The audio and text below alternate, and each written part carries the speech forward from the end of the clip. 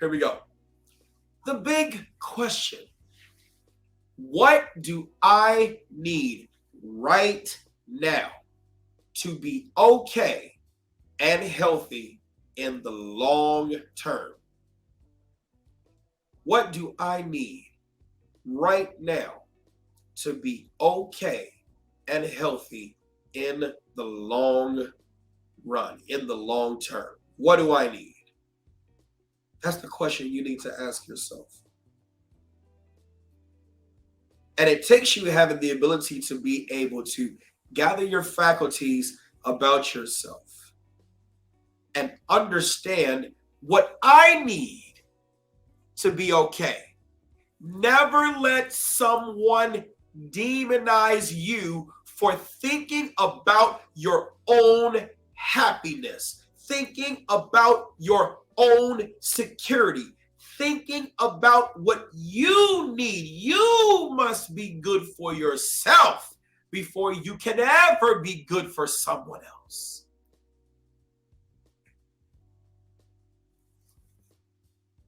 What do you think about that? What do I need to be happy right now and okay and healthy in the long term? What do I need? Everything. Think about it from when you wake up in the morning. Whether you took your shower last night or took your shower this morning or a bath, whatever, you set the water to the temperature you desire.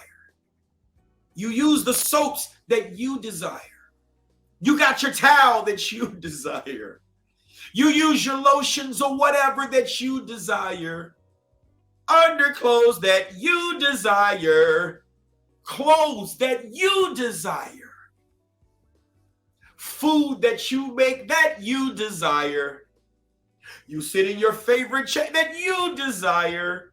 You watch your television program or read your newspaper or whatever that you desire. Everything else that you desire, except when it comes down to relationships, you gotta compromise. Some of you are in relationships that are not going anywhere because you compromise who you are. And you give up what you like to appeal to someone else's insecurities. And you can't even answer the big question, what do I need right now to be okay and healthy in the long term? Think on that. Think on that. To answer that question, you got to function out the evolved brain. You can't operate in your feelings. Oh, God. Here we go. Feelings. We're going to learn about that next, right? You've heard me talk about the amygdala before. Fight, flight, freeze, and emotions, all impulsive. You got to operate out the evolved brain, which means you got to be able to think.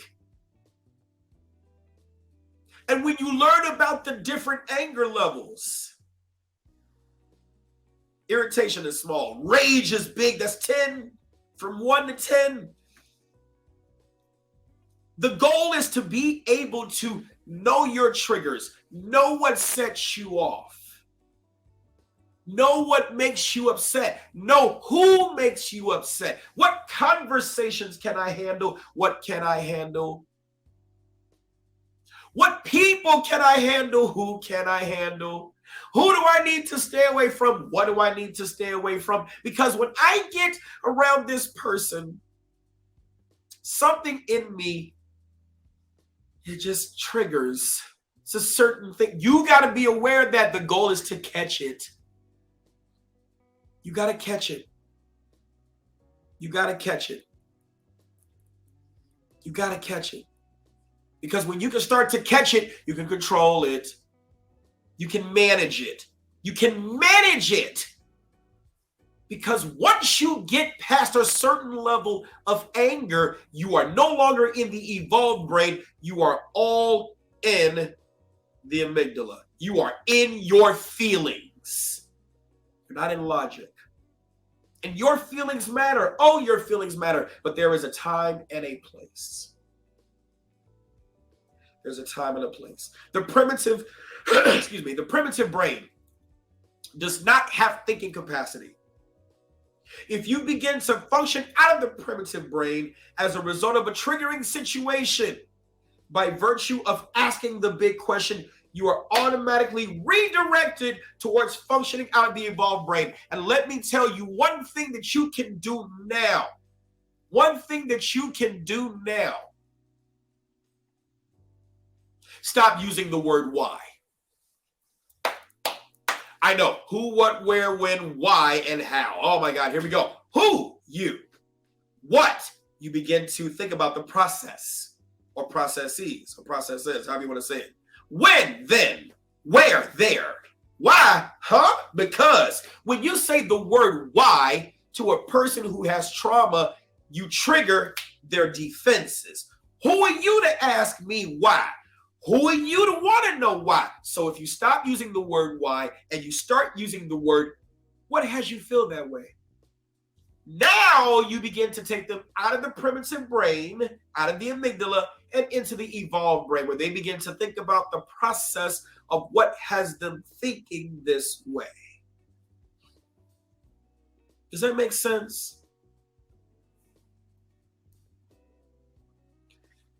One more important to the big question in that answer. It can't be what others do for you. It has to be what you do for yourself. Didn't I say that? Wow! Not what others do for you, but what do you do for yourself? Because the thing that you don't do for you, that you allow someone else to do for you, cool, it's great. You're getting that assistance. But when they are through with you, they will use what you don't do for you against you to put you in a prison that you didn't ask for. It's gotta be what you do for you. And that's why those of you who follow me, who subscribe to this page, who hear what I'm talking about, mothers, I will get to the questions shortly. Mothers, you have got to teach your sons and daughters knowledge, skills, and abilities so they have the ability to do for self.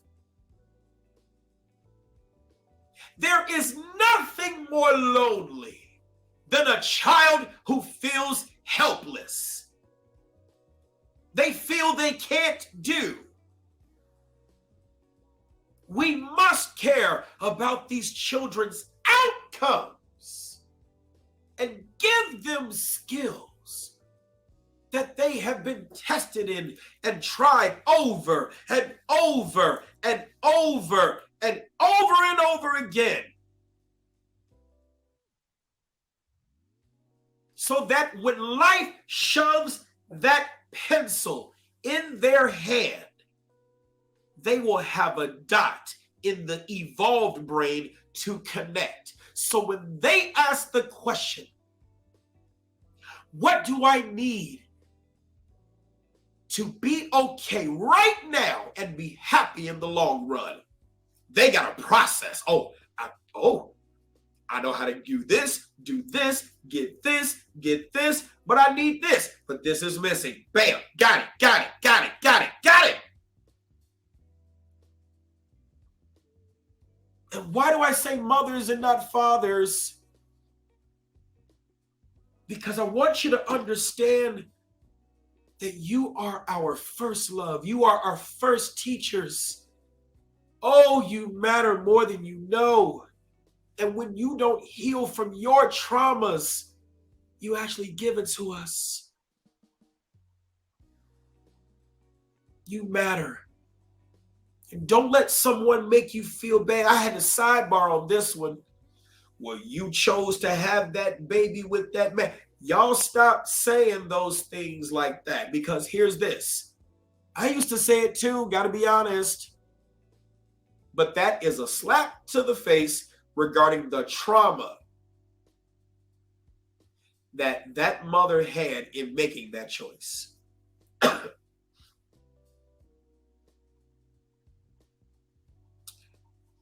You said, Mike, let me look at some of your questions real quick. You said, Mike, do you know a mother I can borrow to teach me? I gotta find one. I gotta find one for you. And that's what I'm gonna be putting on this channel. The dad I wish I knew.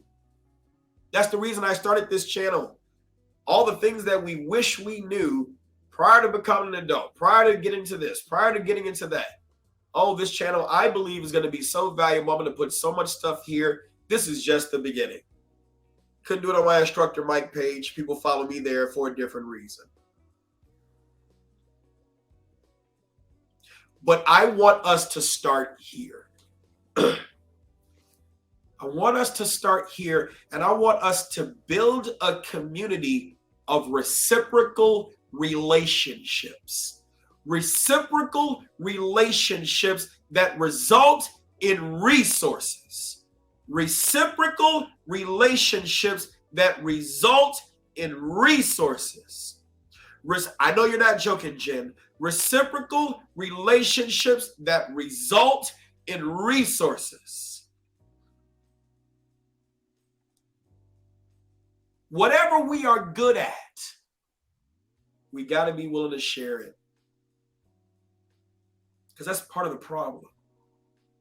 You have not because you ask not. But when you ask, and that person has the ability to be able to do, first of all, it's got to be something I love to do selfishly. I love to teach, so I don't mind giving you what I know. But there are certain limitations, what I don't know. What's anxiety inducing, Jen? I'm going to drop the link so you all can come up. I want you all to come up. And I definitely want to, hey, JFB, what's going on? If you all could go on ahead and smash that like button, please, and share it. Invite somebody into the conversation. Let's continue with this. Because I'm curious to see what you were saying. I hope I didn't do something. You said I can help anyone, but asking for help is nearly impossible. I understand. And you've been through a lot, Jen. Oh, you've been through a lot, right? Very important. Here we go. Unrealistic expectations fuel unrealistic emotions. Unrealistic emotions fuels irrational behavior. Unrealistic expectations fuel unrealistic emotions. Unrealistic emotions fuels irrational behavior.